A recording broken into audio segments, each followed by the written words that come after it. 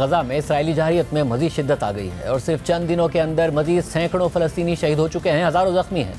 जबकि ताज़ा ज़मीनी और फ़िज़ाई कार्रवाइयों की वजह से लाखों फ़लस्तीनी एक बार फिर बेघर होकर नकल मकानी करने पर मजबूर हैं। जबकि इसराइल गजा तक इमदाद नहीं पहुँचने दे रहा है, जिससे गजा में लोग फाका कशी का शिकार हो रहे हैं। और इस सूरत हाल में इसराइल के मगरबी इत्तेहादियों कनाडा, फ्रांस, बरतानिया और जर्मनी समेत 20 से ज़ायद मगरबी ममालिक ने गजा में इमदाद की बहाली के लिए आवाज़ उठाई है। ऑस्ट्रेलिया ने आवाज़ उठाई है। फ्रांस, कनाडा और बरतानिया ने इसराइल पर पाबंदियों की धमकी भी दे दी है। सिर्फ गुज़िश्ता 24 घंटों के दौरान गजा में 87 अफराद शहीद और 290 ज़ख्मी हो चुके हैं, जिसके बाद 7 अक्टूबर 2023 से अब तक गजा में शहीद होने वाले फ़लस्तीनियों की तादाद 53,500 से तजावुज़ कर गई है। इस सारी सूरत हाल में इसराइल ने गुज़िश्ता तकरीबन 3 माह से गजा को बैनुल-अक़वामी बिरादरी से मिलने वाली इमदाद भी रोक रखी है, जिसकी वजह से इलाके में मौजूद लाखों फ़लस्तीनी शदीद ग़िज़ाई क़िल्लत से दो चार हैं और इमदाद की फराहमी बंद होने से गजा में अद्वियात भी नापैद हो चुकी हैं। हालांकि इसराइल ने आलमी दबाव की वजह से अब गजा में महदूद पैमाने पर इमदाद बहाल करने की मंजूरी दे दी है। ताहम इसके बावजूद अक़वाम मुत्तहिदा ने खबरदार किया है कि अगर फौरी तौर पर इंसानी इमदाद गजा ना पहुंची तो 48 घंटों में तकरीबन 14,000 बच्चे मौत के मुंह में जा सकते हैं।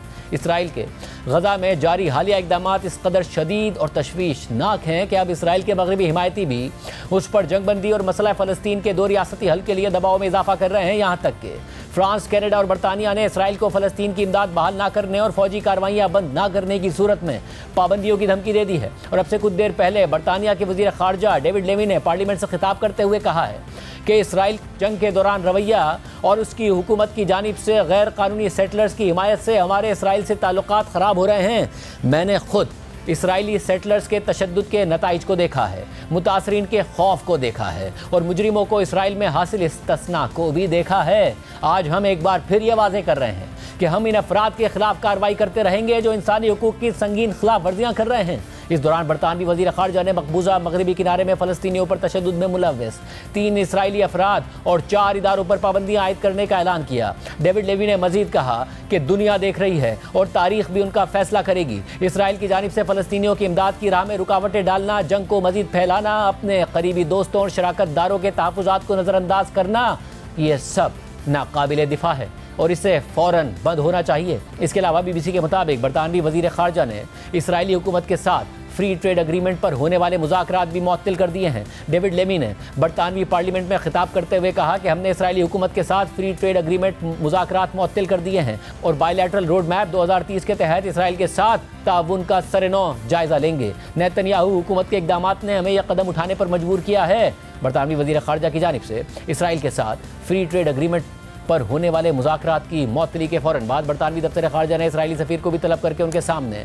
गजा में इमदाद की मुअत्तली से मुतालिक अपने तहफ़्फ़ुज़ात रखे हैं। इसराइल के खिलाफ हालिया बरतानवी इक़दामात से पहले फ्रांस, कनाडा और बरतानिया के सरबराहान मुमलिकत ने एक मुश्तरका बयान जारी किया था, जिसमें तीनों ममालिक ने इसराइली कार्रवाइयों पर सख्त तनक़ीद करते हुए फौरी जंगबंदी का मुतालबा किया था। इस हवाले से बरतानवी वज़ीर आज़म केयर स्टारमर ने फ्रांसीसी सदर मैक्रोन और कैनेडियन वज़ीर आज़म मार्क कार्नी ने अपने सोशल मीडिया अकाउंट्स पर एक मुश्तरका बयान जारी किया, जिसके मुताबिक हम गजा में इसराइली फौजी कार्रवाइयों की तौसी की सख्ती से मुखालफत करते हैं। गजा में इंसानी तकालीफ की सतह नाकाबिले बर्दाश्त हो चुकी है। इसराइल की जानिब से यह ऐलान कि वो गजा में सिर्फ बुनियादी मिकदार में खुराक दाखिल होने देगा मुकम्मल तौर पर नाकाफ़ी है। हम इसराइली हुकूमत से मुतालबा करते हैं कि वो गजा में अपनी फौजी कार्रवाइयाँ बंद करे और फौरी तौर पर इंसानी इमदाद को गजा में दाखिल होने की इजाज़त दे। इसमें अक़वाम मुत्तहिदा के साथ ताउन भी शामिल होना चाहिए ताकि इमदाद की फराहमी इंसानी उसूलों के मुताबिक हो सके।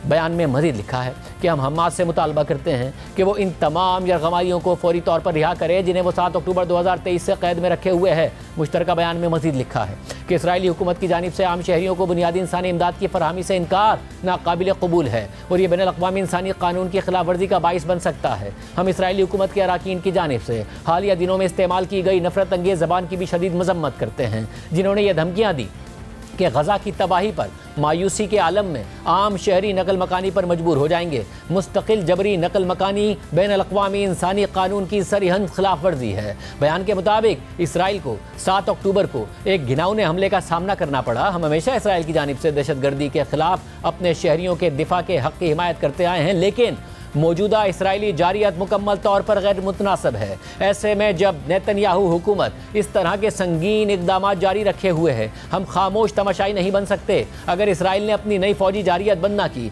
और इंसानी इमदाद पर आयद पाबंदियाँ ख़त्म न की तो हम ठोस इक़दाम उठाने से भी गुरेज नहीं करेंगे। फ्रांस, बरतानिया और कनाडा के रहनुमाओं के मुश्तरका बयान में मजीद लिखा है कि हम मगरबी किनारे में इसराइली सेटलमेंट्स के फैलाव की किसी भी कोशिश की मुखालफत करते हैं। इसराइल को इन सेटलमेंट्स की तामीर रोकनी होगी जो गैर कानूनी हैं और फ़लस्तीनी रियासत के क़याम के इम्कानात और इसराइल और फ़लस्तीन दोनों की सलामती को नुकसान पहुँचाती हैं। हम बिला झिझक मजीद इक़दाम उठाएंगे जिनमें टारगेटेड पाबंदियाँ भी शामिल हैं। हम गजा में फौरी जंगबंदी के हुसूल के लिए अमेरिका, कतर और मिस्र की क़यादत में की जाने वाली कोशिशों की भरपूर हिमायत करते हैं। जंगबंदी, तमाम यरगमालियों की रिहाई और एक तवील मुद्दती सियासी हल ही वो बेहतरीन उम्मीद है जो यरगमालियों और उनके ख़ानदानों के दुख को ख़त्म कर सकती है, गजा में शहरियों की तकालीफ को कम कर सकती है, हमास के गजा पर कंट्रोल का खात्मा कर सकती है और 2 रियासती हल की तरफ एक मौसर रास्ता फराहम कर सकती है। ये सब इक़दाम 18 जून को न्यूयॉर्क में मुनक़िद होने वाली कॉन्फ्रेंस के मकासद के मुताबिक हैं। इन मुज़ाकरात की कामयाबी इंतहाई ज़रूरी है और हम सबको 2 रियासती हल के निफाज के लिए मिलकर काम करना होगा।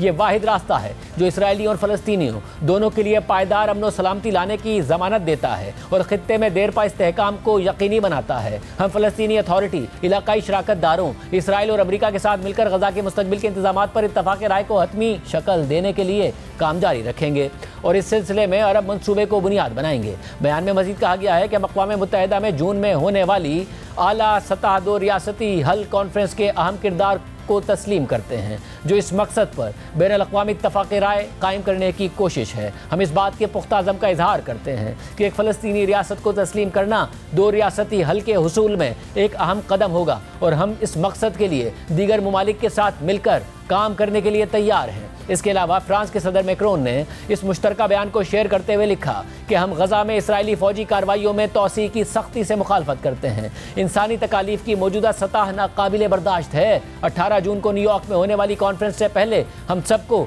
2 रियासती हल के निफाज के लिए भरपूर कोशिश करनी चाहिए। इसी तरह ये बयान सामने आने के बाद आज बरतानवी वज़ीर आज़म केयर स्टारमर ने पार्लियामेंट से खिताब करते हुए एक बार फिर गजा में फौरी जंगबंदी का मुतालबा कर दिया। रॉयटर्स के मुताबिक पार्लियामेंट से खिताब करते हुए बरतानवी वज़ीर आज़म केयर स्टारमर ने कहा कि मैं आज ये बात बाज़ाब्ता तौर पर रिकॉर्ड पर लाना चाहता हूँ कि हम इसराइल की जानिब से बढ़ती हुई फौजी जारियत पर शदीद सदमे में हैं। हम एक बार फिर जंगबंदी के अपने मुतालबे को दोहराते हैं क्योंकि यही वाहिद रास्ता है जिसके ज़रिए यरगमालियों को रिहा कराया जा सकता है। हम मगरबी किनारे में इसराइली सेटलमेंट्स की तामीर की मुखालफत और गजा में इंसानी इमदाद को बढ़ाने के मुतालबे को भी दोहराते हैं। हमें अपने रद्द अमल में हम आहंगी पैदा करना होगी क्योंकि यह जंग बहुत ज़्यादा तूल पकड़ चुकी है। बरतानिया, फ्रांस और कनाडा की जानिब से इसराइली इक़दामात पर रद्द अमल की धमकी सामने आने के बाद इसराइली वज़ीर आज़म नेतन्याहू का बयान सामने आया है जिसमें उन्होंने तीनों ममालिक की जानिब से इंसानी इमदाद की बहाली के मुतालबे को हमास के लिए इनाम करार दिया। नेतन्याहू ने एक्स पर पोस्ट करते हुए लिखा कि अगर इसराइल से कहा जाता है कि वो अपनी बका की खातिर जारी दिफाई जंग उस वक्त ख़त्म करे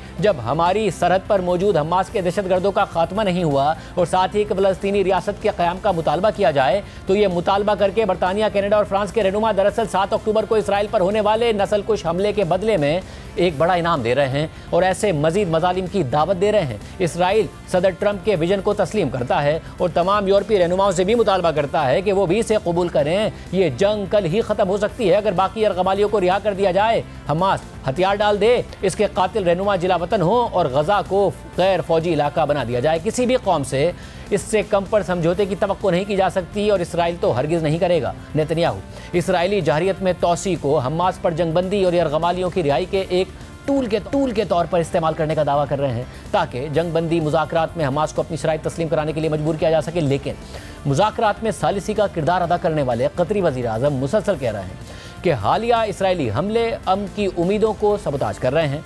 गुज़िश्ता हफ्ते जब अमरीकी सदर ट्रंप मशरिक़ वस्ता के अहम दौरे के दौरान कतर पहुंचे थे तो इसी दौरान अमरीकी नशरियाती इदारे फॉक्स न्यूज़ को इंटरव्यू देते हुए कतरी वज़ीर आज़म ने कहा था कि मुज़ाकरात में आगे बढ़ रहे थे मगर इसराइल ने गजा में अस्पताल पर हमला करके वो उम्मीद ख़त्म कर दी। The case of Idan Alexander, whom we are happily seeing him free finally. This took us like a long a lot of time and a lot of efforts and a lot of pressure without any exchange, which is basically something has never happened. Now, we wanted this to be also as a first step toward having a complete hostage deal. Unfortunately, the next day being followed by a massacre on a hospital in Gaza.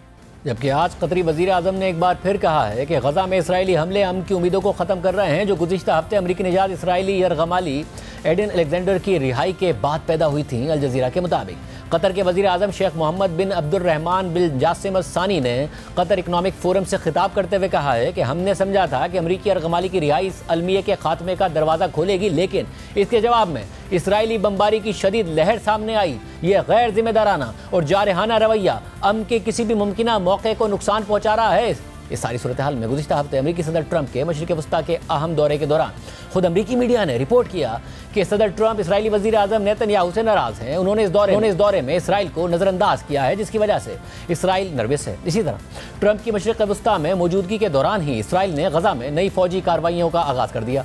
इसके बाद ये खबरें सामने आई कि अमरीकी नायब सदर JD veins ने अपना इसराइल का दौरा इसलिए मनसूख किया ताकि अमेरिका की तरफ से गजा में बढ़ती हुई इसराइली फौजी कार्रवाइयों की हिमायत का तासुर न जाए। ताहम पीर को JD वेंस ने रिपोर्टर से बात करते हुए कहा कि वो रोम में इतवार को की तकरीब में शिरकत के बाद इसराइल का दौरा करने पर गौर कर रहे थे, लेकिन उन्होंने ये मंसूबा लॉजिस्टिकल रीजंस की बुनियाद पर तर्क कर दिया था। लेकिन इस हवाले से टाइम्स ऑफ इसराइल ने लिखा है कि इस बयान से वाज़ेह होता है कि व्हाइट हाउस की जानिब से इसराइल की हालिया फौजी कार्रवाइयों के बारे में सिफारती सतह पर एहतियात से काम लिया जा रहा है, जबकि सरकारी तौर पर तरदीद की जा रही है कि दौरा मनसूखी का कोई सियासी पस मंज़र है।